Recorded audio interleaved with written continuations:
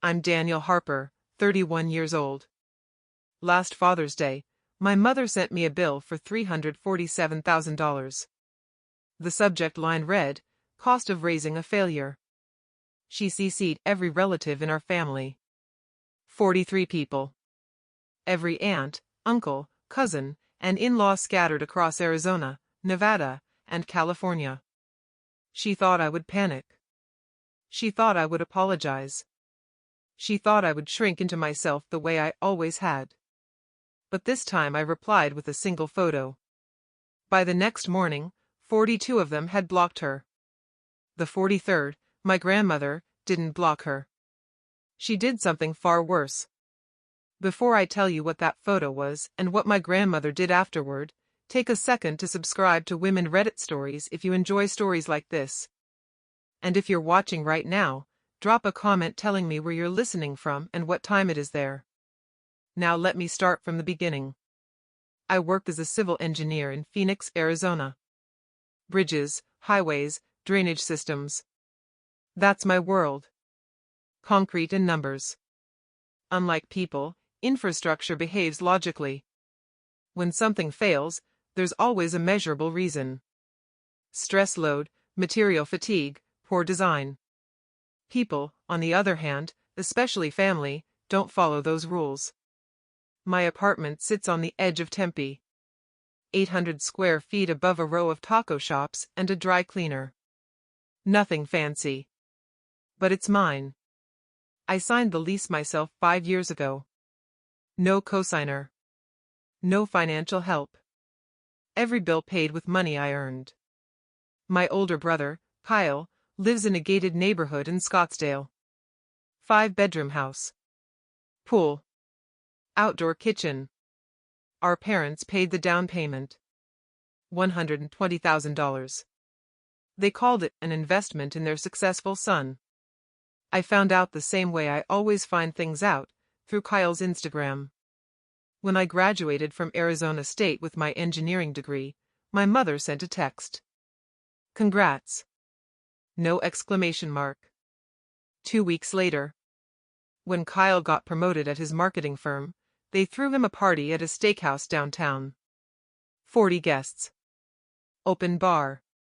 Family flew in from 3 states. I don't say any of this to complain. You get used to patterns after a while. Eventually you stop expecting things to change. You start measuring your worth by things you control, your work, your savings, the quiet peace of living on your own terms. Emily, my girlfriend of 3 years, asks me sometimes why I still go to family events. Why do I answer my mother's calls? Why do I let her sarcastic comments slide off me like water? I never have a good answer. Maybe some part of me hoped things would change. Maybe I thought if I worked harder, earned more, stayed quieter, she'd finally look at me the way she looks at Kyle. But engineering taught me something important. Numbers revealed the truth. And 3 years ago, I started noticing numbers that didn't make sense. The pattern started long before I realized it. My college graduation. May 2017. I walked across the stage in a black robe under the Arizona sun, degree in hand. I scanned the crowd. Dad was there, waving. The empty seat beside him said everything. Mom had a migraine. Too severe to sit through the ceremony. But 3 days later she flew to Los Angeles for Kyle's company retreat. Posted photos online. Proud of my amazing son. I liked the post. That's what you do.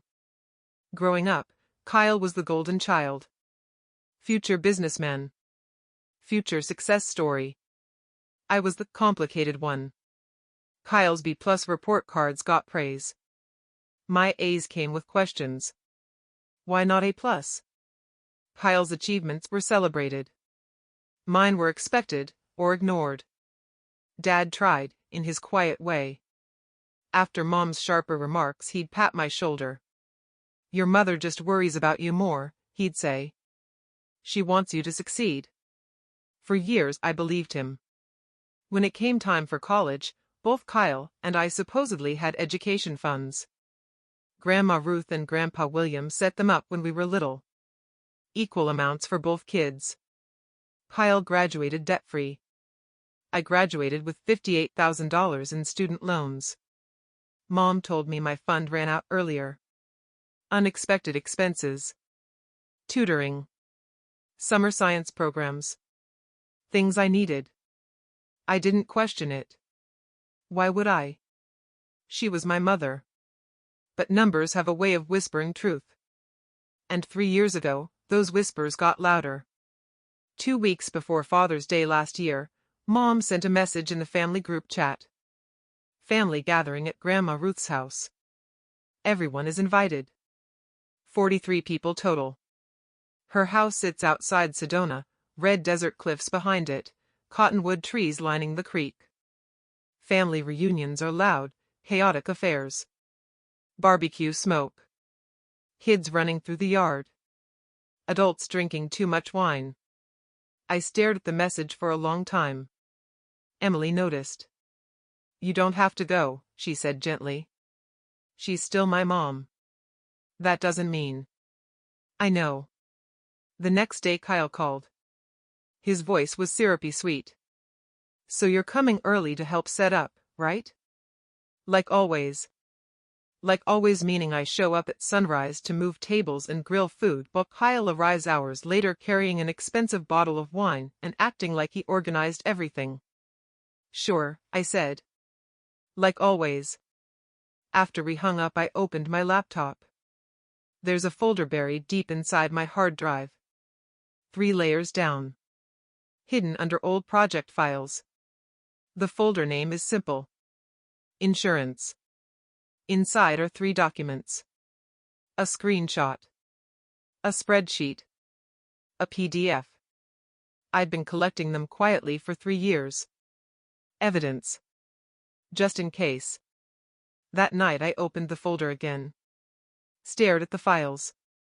Then I closed the computer and went to bed. But sleep didn't come easily.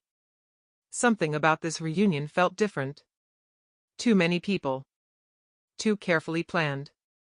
It felt less like a family gathering and more like a stage. And I had a strange feeling.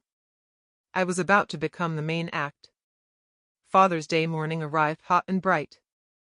I reached Grandma Ruth's house at 6:30 a.m. The desert air still held the coolness of dawn. Her old ranch-style home looked exactly the same as always. White stucco walls. Wide porch. Wind chimes clinking softly in the breeze. A place filled with decades of family memories. Some good. Some not. I spent the next 4 hours working. Grilling meat. Setting tables. Arranging chairs. 43 place settings. 43 glasses. 43 napkins folded neatly beside plates. 43 opportunities for something to go wrong. Kyle arrived at 11:45. Sunglasses. Designer shirt. Bottle of $120 Cabernet in his hand. He kissed Mom on the cheek. Complimented the decorations. The ones I'd spent hours setting up. Everything looks incredible, he told her. Mom smiled proudly. I had help. She didn't look at me when she said it. By noon the house was packed. Voices filled every room. Kids ran through the backyard. The smell of barbecue drifted through the open windows. Mom moved through the crowd like royalty, accepting hugs and compliments. I stayed near the grill. During the family photo, Mom positioned everyone carefully. Kyle stood beside her. Dad on the other side. When I stepped forward she glanced at me. Daniel, stand in the back. You're taller. You'll block everyone. So I stood in the back. That's when Grandma Ruth appeared beside me. She squeezed my arm. Her grip was surprisingly strong for a 79-year-old woman. Whatever happens today, she said quietly, hold your ground. I frowned. What do you mean? She didn't answer. Just patted my arm and walked toward the house. Lunch finished around 2. Then came the toasts. Uncle Mark raised a glass to fathers everywhere. Aunt Linda followed with a speech about family loyalty. One by one relatives stood and spoke. Eventually my mother stood up. She smoothed her pale blue dress, lifted her wine glass. The room fell silent. Being a parent, she began warmly, is the hardest and most rewarding job in the world. Soft murmurs of agreement rippled through the room. I've been blessed with 2 sons, she continued. 2 very different sons. She paused. Let the silence grow heavier. One who has made me proud every single day. Her eyes drifted to Kyle. And one who has tested my patience for 31 years. Every head slowly turned toward me. My chest tightened. I've spent a lot of time reflecting on the sacrifices parents make, she continued. The costs we carry for our children. She reached into her pocket and pulled out her phone. So today I prepared something special. Phones buzzed across the room. One after another. 43 notifications. I looked down. An email. Subject line. Cost of raising a failure. Mom smiled sweetly. I thought everyone should see exactly what it cost me, she said. To raise Daniel. The room went silent. And in that silence I realized something. This reunion wasn't a celebration. It was an execution. 43 phones lit up at the same time. I watched it happen. One by one. Hands reaching into pockets. Cousins glancing at their screens.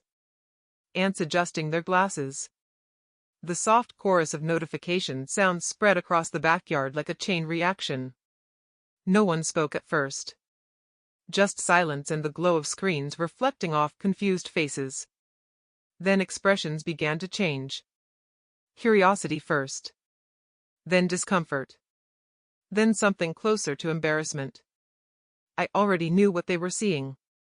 The email body contained an attachment. A spreadsheet.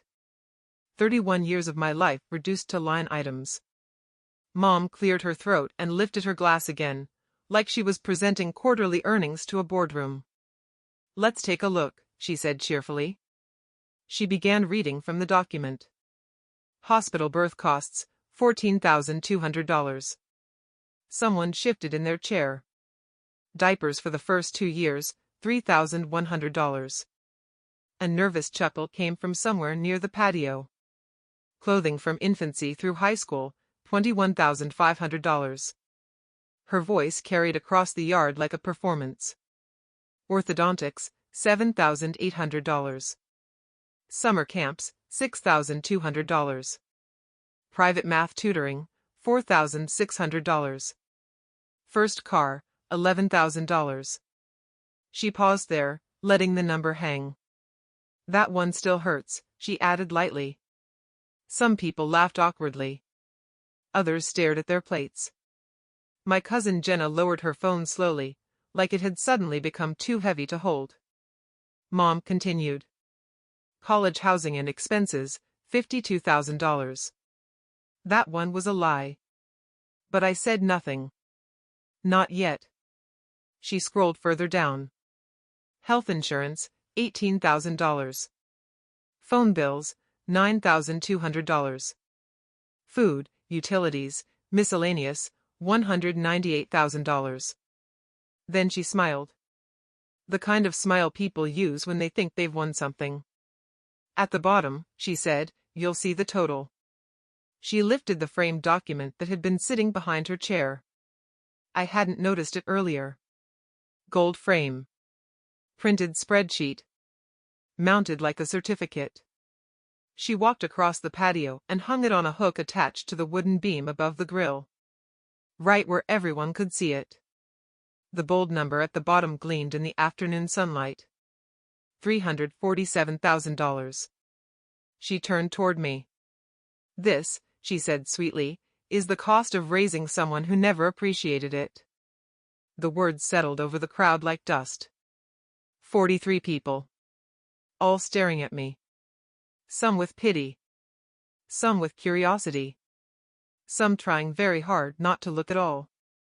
Kyle leaned back in his chair with a faint smirk. Dad stared down at the table. Grandma Ruth sat perfectly still near the porch steps. The script Mom expected was obvious. Daniel apologizes. Daniel gets emotional. Daniel becomes the cautionary tale. That's how it has always gone. My hands should have been shaking. They weren't. Because inside my phone was a folder named Insurance. And Mom had just handed me the perfect moment to open it. I stayed quiet for a few seconds. Let the tension stretch. Let the audience wait. Mom folded her arms. Well, she asked. Anything you want to say? My mind flickered through memories. Birthdays where Kyle got expensive gifts and I got envelopes. Family dinners where every conversation somehow turned into criticism. The night I discovered my credit score was 524 despite never owning a credit card. The IRS letter that arrived 2 years later. And the folder I created that same night. Insurance. 3 files. 3 years of quiet research. 3 years of receipts. I stepped forward. The wooden deck creaked under my shoes. Mom, I said calmly.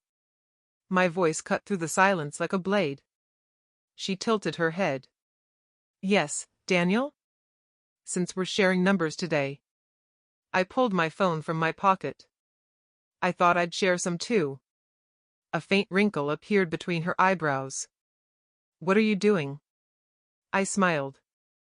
The first genuine smile I'd worn all afternoon. Balancing the books.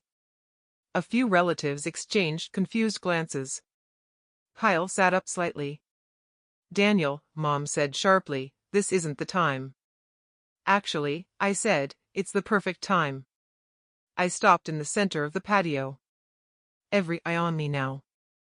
Even the kids playing in the yard had stopped running. You calculated what I cost you, I said. Seems fair that I calculate what you cost me. Mom's smile tightened. That's ridiculous. I opened my email app. Selected the family contact list. All 43 addresses. Keep your phones out, I told them. Because you're about to get another email. Mom took a step toward me. Daniel. Her tone had changed. Warning. Whatever you think you're doing. I'm doing exactly what you taught me. I looked straight at her. Showing receipts. My thumb hovered over the screen. Then I pressed send. The notifications started again. Ding. Ding. Ding. 43 phones lighting up across the yard. Mom's face paled slightly. What did you just send? The truth. Uncle Mark opened his phone first. His eyebrows shot upward almost instantly. Angela, he said slowly. What is this? Mom turned sharply. What are you talking about? I slipped my phone back into my pocket. You sent a spreadsheet, I said calmly. I sent documents. A ripple of murmurs spread across the patio. Grandma Ruth quietly dragged a chair closer. Front row. Cousin Jenna gasped softly. Aunt Carol leaned toward her screen. Uncle Mark looked back up at Mom again. But his expression had changed. Less amused. More concerned. Angela, he said carefully. You might want to look at this. Mom's eyes flickered around the yard. For the first time since the speech began, her confidence wavered. What did you send them? She demanded. Just 3 files, I replied. A screenshot. A spreadsheet. And a PDF. Kyle shifted in his seat. Daniel, stop being dramatic. Oh, I'm not being dramatic. I folded my arms. I'm being thorough. The whispers around the yard grew louder. Phones passed between relatives. Brows furrowed. Someone muttered a curse. I could feel the atmosphere shifting.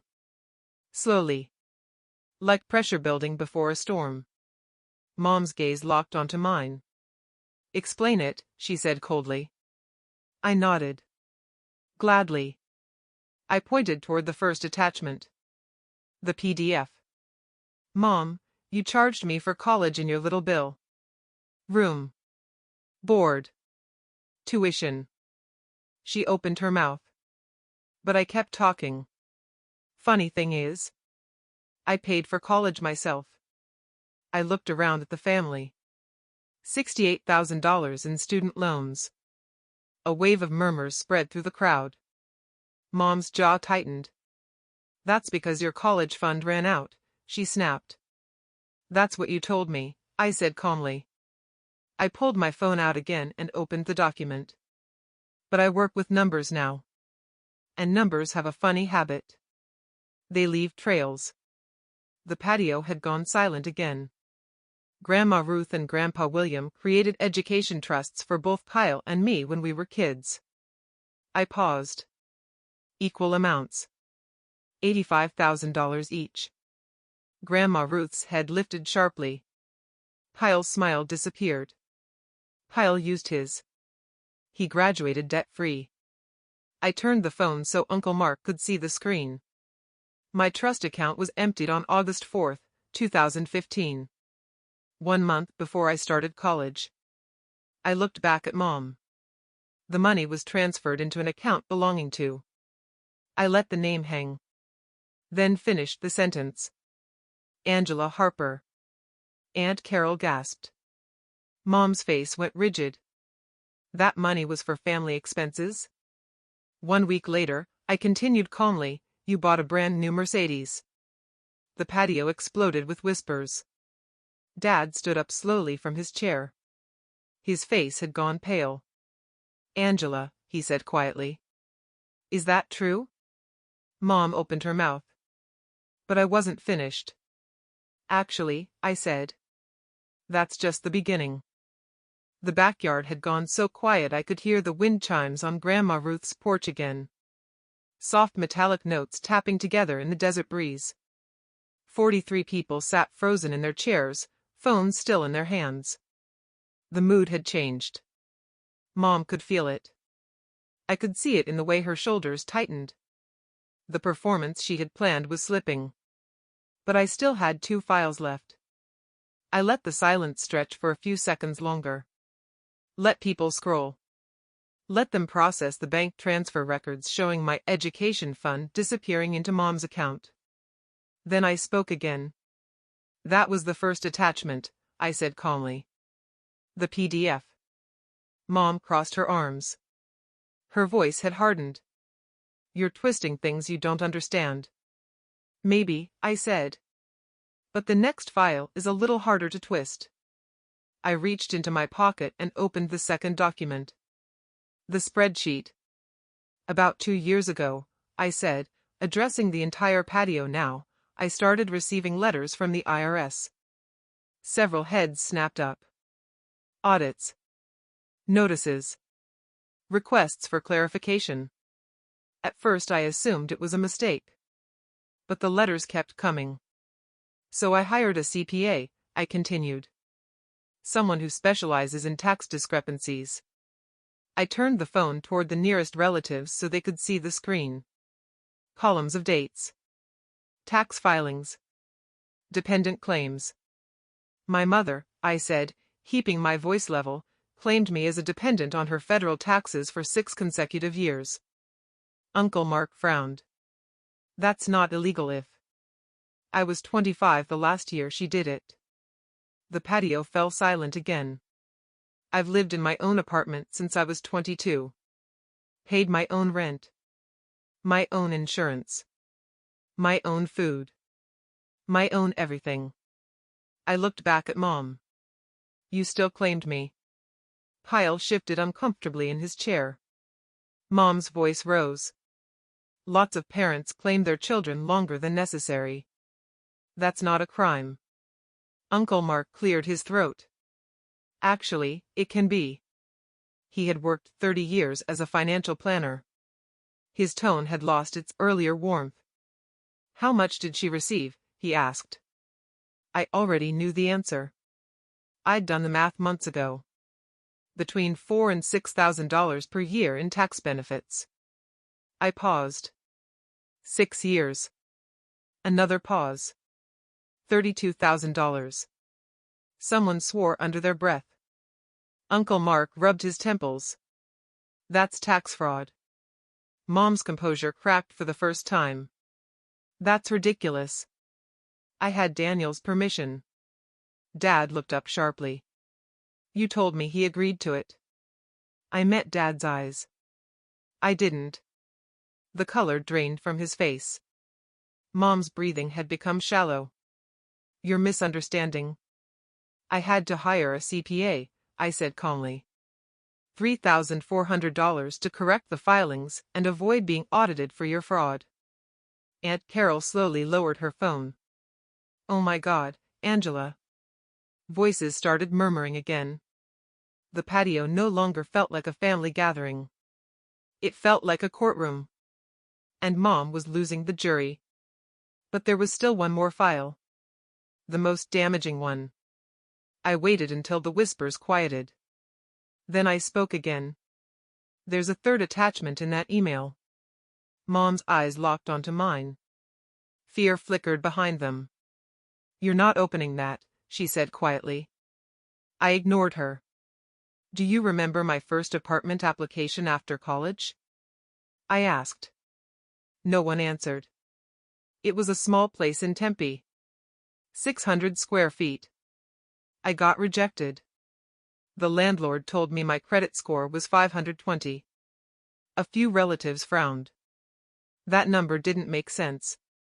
I had never owned a credit card. Never missed a payment. Never taken a loan. So I pulled my credit report. I opened the third file. And this is what I found. I turned the phone so Uncle Mark and Aunt Carol could see. 3 credit card accounts. Opened between 2016 and 2018. Each in my name. Each tied to my social security number. All maxed out. The patio exploded with noise. What the hell? $47,000, I said over the murmurs. Debt accumulated in my name. For purchases I never made. Uncle Mark's face went rigid. That's identity theft. Mom shook her head violently. You can't prove that. Oh, I can. I swiped to the next page. Shipping receipts. Delivery confirmations. Addresses.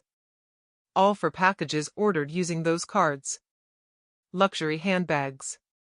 Electronics. Designer clothing. Uncle Mark looked back at Mom.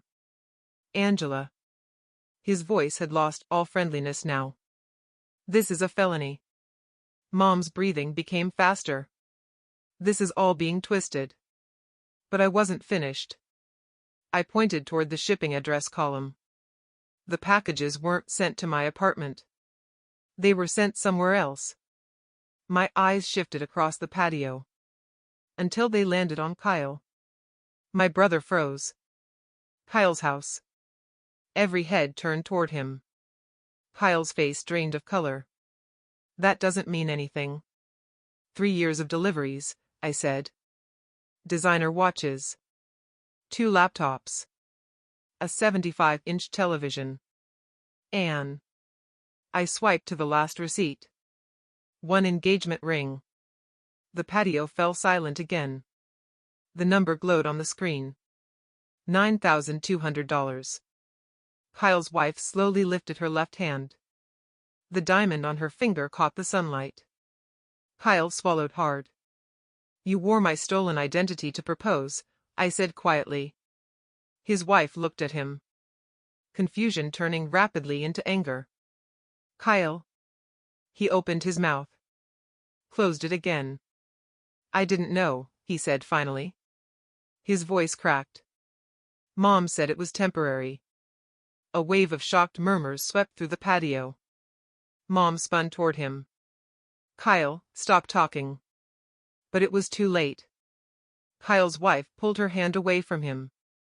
You told me you bought that ring. Mom's voice rose desperately. You're all misunderstanding. Uncle Mark stood up. No, he said firmly. We're not. I slipped my phone back into my pocket. That's the third file. The patio had turned chaotic now. People whispering. Standing. Pulling each other aside. But I raised my voice again. There's actually one more thing. Mom froze. Because she knew exactly what I meant. The screenshot. The one I had been holding onto for 3 years. The one that explained everything. I hadn't opened it yet. I looked straight at her. You remember the night I visited Kyle's apartment 3 years ago? Mom's eyes widened slightly. What are you talking about? Kyle looked confused. I went to grab something from the kitchen, I continued. Your phone was sitting on the counter. Mom's voice dropped to a whisper. Daniel. A message came through. My hand slid back to my pocket. I wasn't planning to read it. But the preview showed my name. The patio had gone silent again. Everyone waiting. Mom's voice cracked. Don't. I took a screenshot. Her breathing became ragged. Daniel, please. 3 years, I said. I've had it for 3 years. 3 years of family holidays. 3 years of humiliation. 3 years of pretending I didn't know the truth. I never planned to show anyone, I continued. Because I thought maybe there was a reason. Maybe you had a secret worth protecting. Mom stepped toward me. Her voice barely a whisper. If you ever loved me. I felt something break loose in my chest. I spent 31 years trying to earn your love. I opened my email app again. Selected all 43 contacts. Attached the screenshot. So now, I said quietly, everyone deserves to know why you hated me. My thumb hovered over the screen. Mom lunged forward. Don't. But I pressed send. And 43 phones lit up again. 43 notification sounds erupted across the backyard. Ding. Ding. Ding. A cascade of alerts echoing off the stucco walls of Grandma Ruth's house. Mom lunged toward me. Delete it, she screamed. Her voice cracked with panic now. Make them delete it. Uncle Mark grabbed her arm before she could reach my phone. Angela, stop. But it was already too late. Everyone was looking down at their screens. Reading. Processing. I watched the expressions change. Confusion. Then realization. Then shock. Aunt Carol's hand flew to her mouth. Kyle's wife stared at her phone like it had suddenly turned into something dangerous. Uncle Mark slowly sat back down in his chair. Someone near the grill dropped their phone entirely. It hit the deck with a sharp crack. The screenshot was simple. A text conversation. 2 participants. Angela Harper. Kyle Harper. Timestamp, July 11, 2023. The message from my mother read. Daniel isn't Robert's biological son. Don't ever tell anyone. If your father finds out, he'll divorce me and everything falls apart. The patio fell completely silent. The kind of silence that feels heavy. Like the air itself has weight. Then Dad spoke. His voice barely audible. Angela. Every head turned toward him. What is this? Mom was shaking. Her carefully styled hair had begun to come loose around her face. It's not. She swallowed hard. I can explain. Dad didn't raise his voice. Didn't move. But something in his expression had changed. Is it true? The question hung in the air. 31 years of marriage balanced on that single sentence. Mom opened her mouth. Closed it again. Her eyes darted around the patio. Looking for an ally. Someone to help her. Kyle stared at the ground. His wife looked like she might faint. Grandma Ruth hadn't moved at all. She was watching Mom with an expression that looked almost like quiet disappointment. Finally, Mom whispered. I was 17. No one spoke. It happened once. Her voice was trembling now. I didn't even know if. Dad took a step back. Like the ground beneath him had suddenly shifted. You knew, he said quietly. You knew all these years. Mom started crying. Real tears now. I was scared. Her voice cracked. I thought if I told you, you'd leave. Dad looked at me. Really looked. For the first time since the message appeared. I felt my throat tighten. He shook his head slowly. 31 years. His voice sounded hollow. 31 years you let me raise him without telling me the truth. Mom reached for him. Robert. He stepped away. Don't. The word landed like a hammer. I need air. He turned and walked toward the driveway. No one stopped him. The gravel crunched beneath his shoes as he crossed the yard. Mom called after him. Robert, wait. But he didn't turn around. The car door slammed. A moment later the engine started. I watched the vehicle roll slowly down the dirt road that led away from the house. Mom stood frozen in the middle of the patio. Her entire world had just collapsed. And everyone had witnessed it. For years she had controlled the narrative. Now the truth was out. There was no putting it back.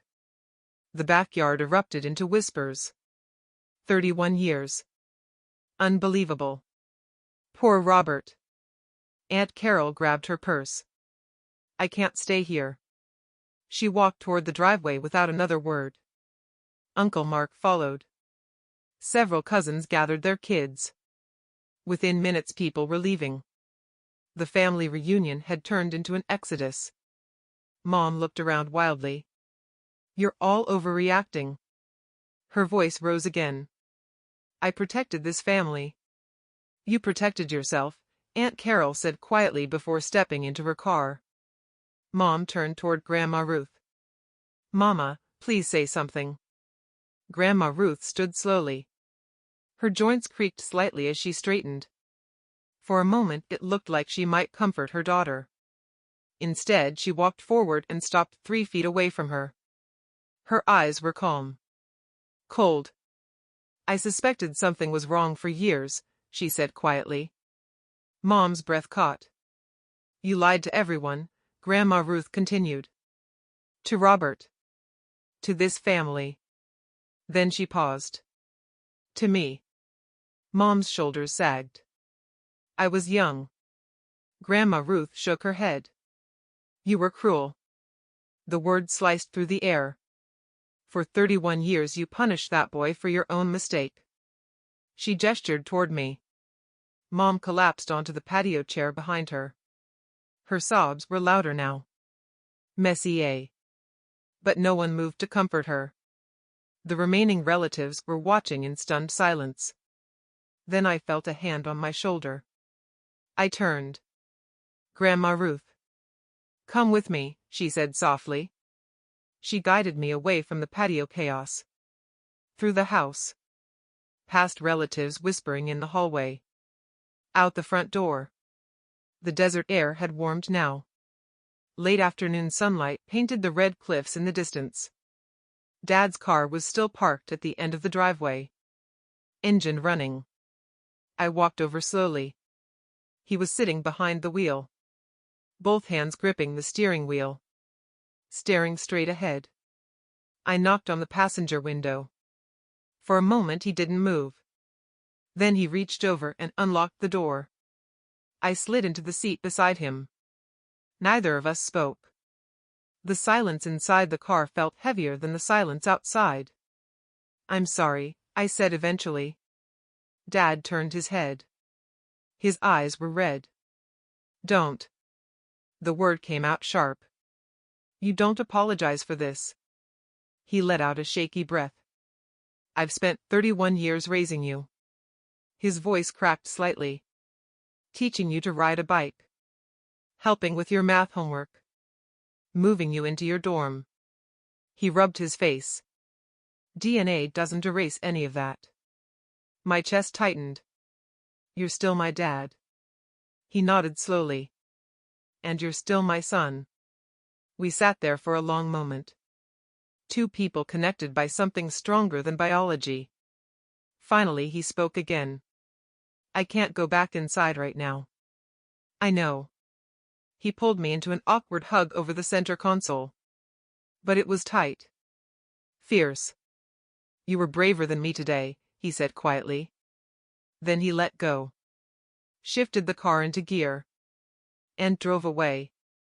I stood in the driveway watching until the dust settled. Then I walked back toward the house. The backyard looked different now. Quieter. Half the chairs empty. The framed spreadsheet still hung above the grill. $347,000. It looked pathetic now. Like a trophy from a game nobody wanted to win. Mom sat alone on the patio couch. Her makeup smeared. Her hair loose.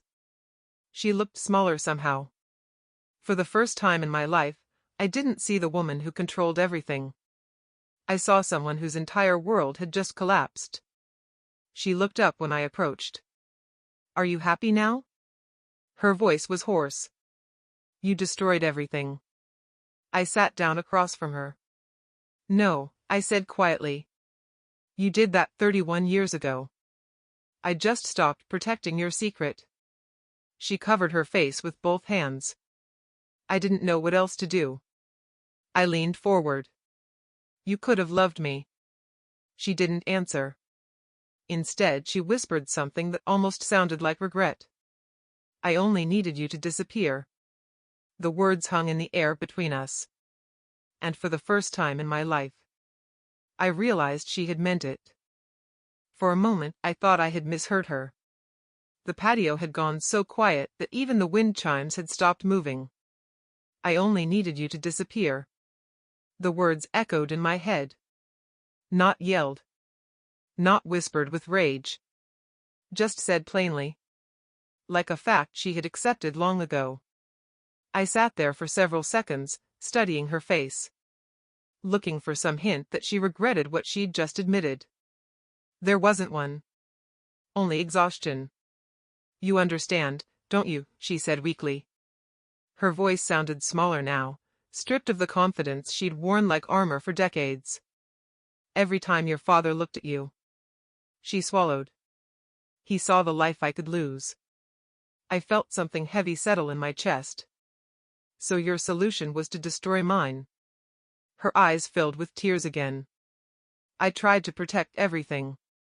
No, I said quietly. You tried to protect yourself.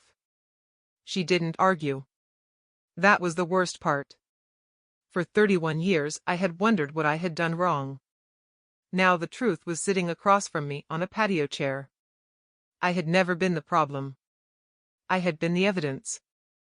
I didn't come here planning to expose you, I continued. That screenshot has been on my phone for 3 years. Her head snapped up.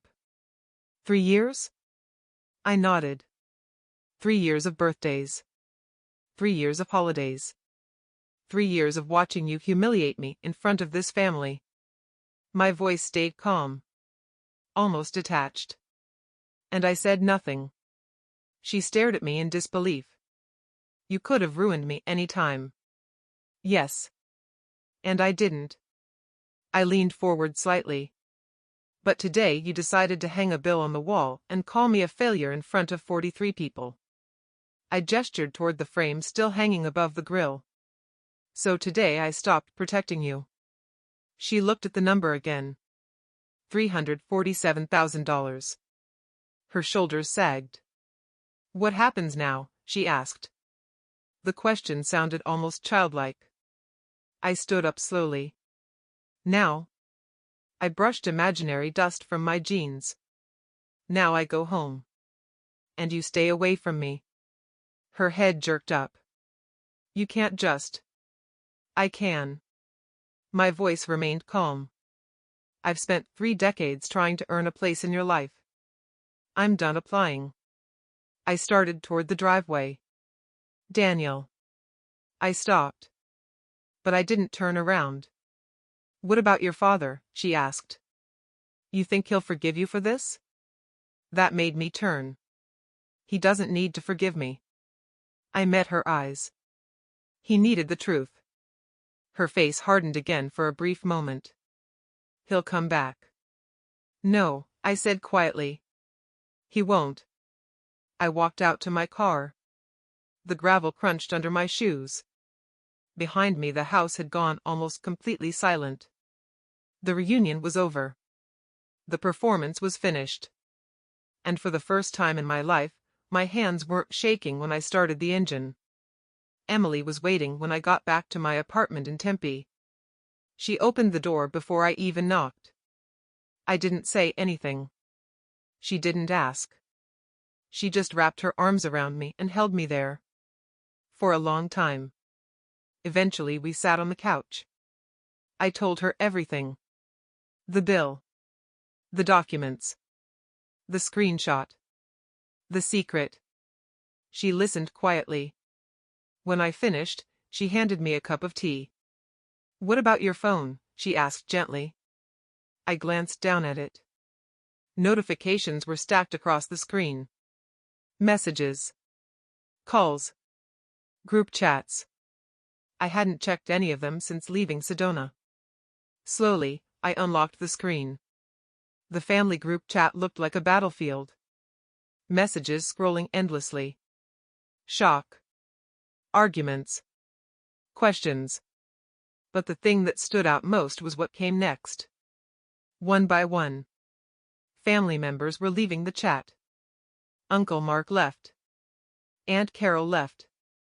Cousin Jenna left. Several others followed. Then I noticed something else. People weren't just leaving the group.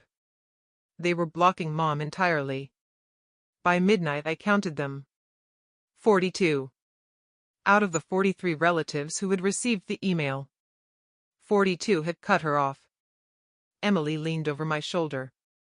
What about the last one? I checked again. There was no block from Grandma Ruth. But there was a message. Sent at 11:47 p.m. It was short. Come see me tomorrow morning. 9 a.m. My house. Come alone. I stared at the message for a long time. Emily tilted her head. What do you think that means? I didn't answer right away.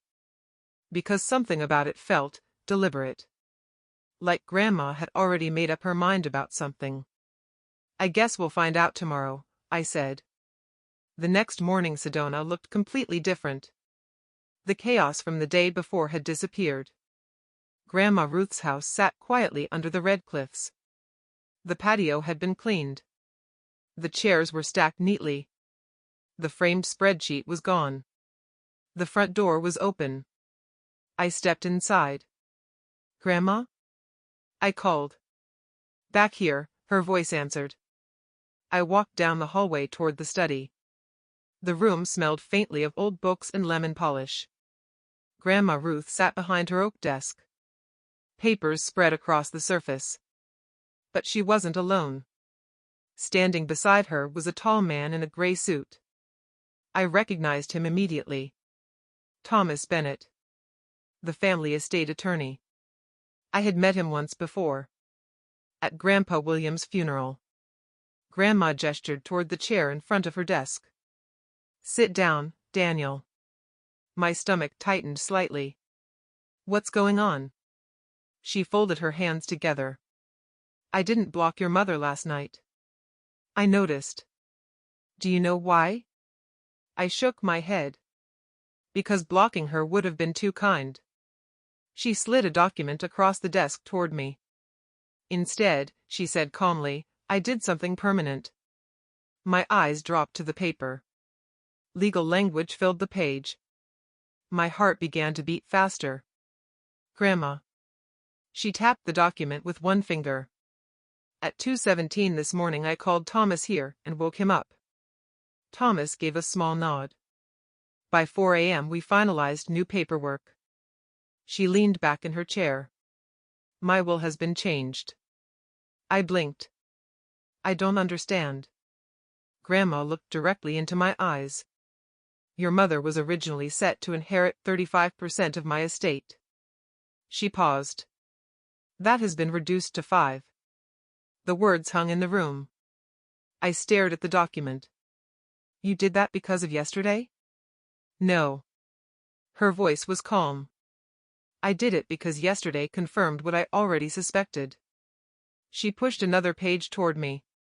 Your share has increased from 10% to 30%. My breath caught. Grandma, I didn't come here for. I know. She gave me a small, sad smile. That's exactly why you deserve it. Thomas cleared his throat politely. For clarity, he said, Mr. Harper, your grandmother's estate is valued at approximately $11 million. I stared at him. Then back at Grandma. She folded her hands again. This isn't punishment, she said quietly. It's justice. I sat there staring at the document for a long moment. The legal language blurred together. Percentages. Asset distributions. Signatures. My name appeared 3 different times on the page. 30%. Grandma Ruth watched me quietly from across the desk. I know what you're thinking, she said. That this happened too fast. I looked up. I wasn't expecting any of this. I know. She folded her hands on the desk. That's exactly why you deserve it. Thomas Bennett stepped slightly to the side, giving us space. Grandma leaned back in her chair. This decision didn't start yesterday, she said. I've been thinking about it for years. My eyebrows lifted slightly. Years? She nodded slowly. The way Angela treated you, it never sat right with me. Her eyes softened. Your grandfather and I noticed it when you were children. I felt a strange weight in my chest. Why didn't anyone say something? Grandma sighed. We tried. She turned toward the window overlooking the desert behind the house. We created those education trusts because we worried Angela would manage money poorly. Her voice darkened slightly. We never imagined she would steal from her own son. Neither had I. For years I had believed the story about my college fund running out. Now I knew exactly where it had gone. Grandma turned back to me. When you graduated with student debt, I offered to help. I frowned. You did? She nodded. I wrote you a letter and enclosed a check. She opened the desk drawer and pulled out an envelope. Cream-colored. My name written neatly across the front. Daniel Harper. My stomach tightened. This is the graduation gift I tried to give you 6 years ago. She slid it across the desk. Angela told me you refused it. I stared at the envelope. My hands felt suddenly heavy as I opened it. Inside was a check. $50,000. Dated June 2020. Underneath it was a folded letter. I unfolded it slowly. The handwriting was unmistakably hers. To my grandson Daniel. You've always had a quiet strength about you. The world doesn't reward that kind of strength immediately, but it matters more than people realize. Don't let anyone convince you otherwise. Love, Grandma. My throat tightened. She told you I didn't want it, I said quietly. Grandma nodded. She said you wanted to prove you could succeed without help. I let out a slow breath. Another lie. Yes. She folded her hands again.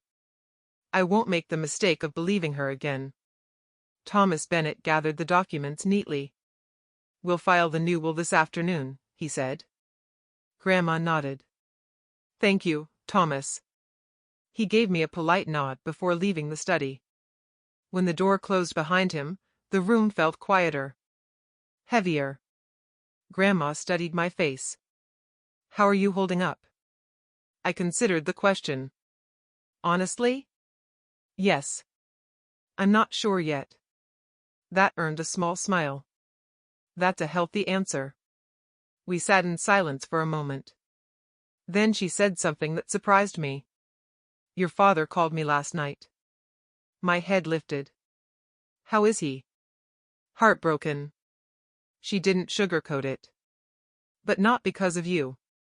That was a relief I hadn't realized I needed. He's staying with his brother in Flagstaff for now, she continued. He needs time. I understand. Grandma reached across the desk and squeezed my hand. You did the right thing yesterday. I exposed my mother in front of 43 people. Yes, she said calmly. Because she tried to destroy you in front of 43 people. I couldn't argue with that. Eventually I stood. I should go. Grandma walked me to the front door. Come for dinner next Sunday, she said. Just you and your father. I'd like that. As I stepped outside, the desert sun had climbed high in the sky. The air felt warmer. Lighter somehow. But as I walked toward my car, someone stepped out from behind a parked SUV. Kyle. My brother looked nothing like he had the day before. His designer clothes were gone. He wore jeans and a wrinkled t-shirt. His eyes were red. Daniel, he said quietly. I stopped. What do you want? He hesitated. Then walked closer. I know I don't deserve to ask for anything. You're right. He flinched slightly. But I needed to talk to you. I crossed my arms.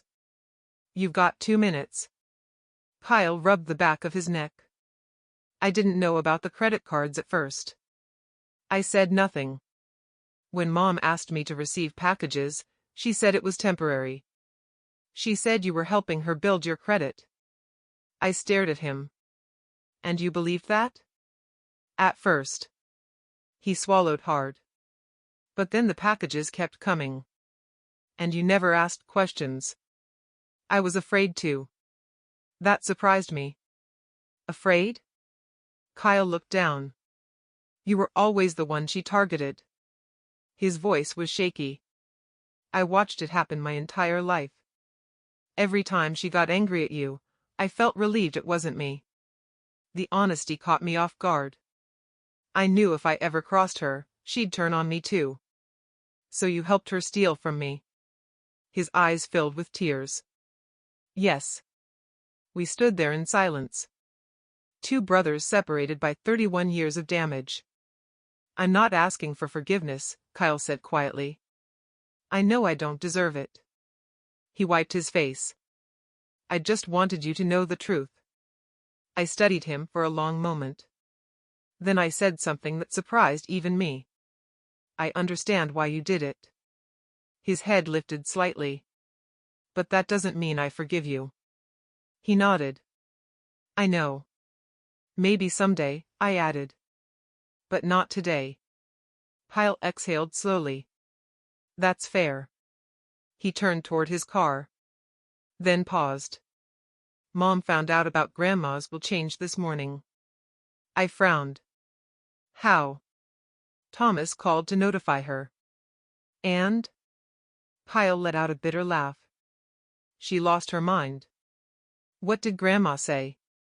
One sentence before hanging up. What sentence?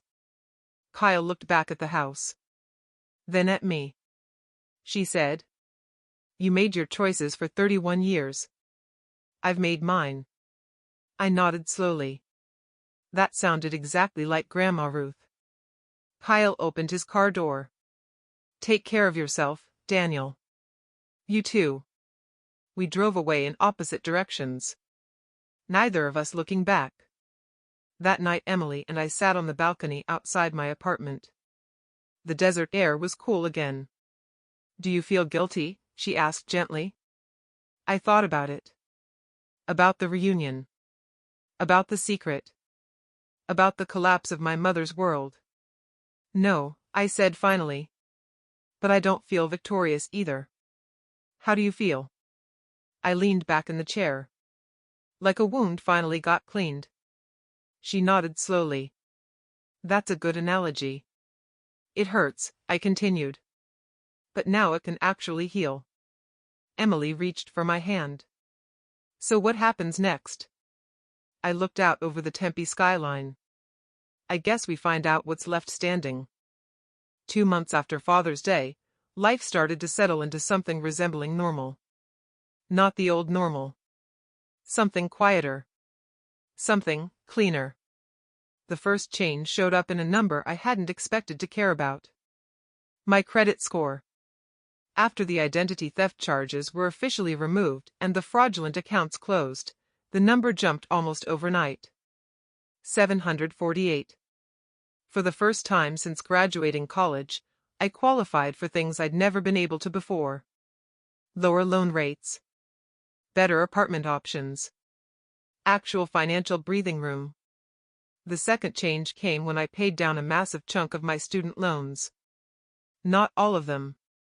I didn't want to erase the debt completely with someone else's money. But the $50,000 check Grandma Ruth had given me changed everything. My balance dropped to $21,000 in a single payment. For the first time since graduation, the number felt manageable. Emily and I celebrated by doing something simple. We moved in together. Our new apartment sat in Cambridge Square in Tempe. 1 bedroom larger than my old place. A kitchen with real counter space instead of the narrow strip I used to cook on. And a small balcony overlooking the city lights. No family opinions. No drama. Just us. Dad came to help us move. He showed up carrying 2 things. A houseplant. And a bottle of wine. He looked older than I remembered. The last 2 months had carved lines into his face. But there was something else in his expression now too. Relief. How are you holding up? I asked as we placed the plant on the windowsill. He shrugged. Better every week. The divorce papers are filed. The word divorce still felt strange attached to my parents. 31 years of marriage undone in a few signatures. I'm staying with your Uncle Bill for now, he continued. Until I figure out where I want to live. We stood there quietly for a moment. Then he added something that made my chest tighten. You know what the strange part is? What? I don't regret a single day of being your father. His voice was steady. I would do all 31 years again. I didn't trust my voice enough to respond. So I hugged him. Hard. From that week on, we started a new tradition. Sunday dinners. Sometimes just the 2 of us. Sometimes Emily joined. Sometimes Grandma Ruth drove down from Sedona.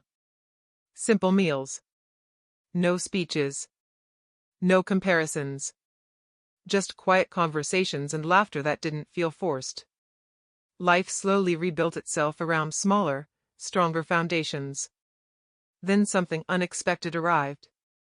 3 weeks after we moved into the new apartment, I checked the mail. Inside the box sat a plain envelope. No return address.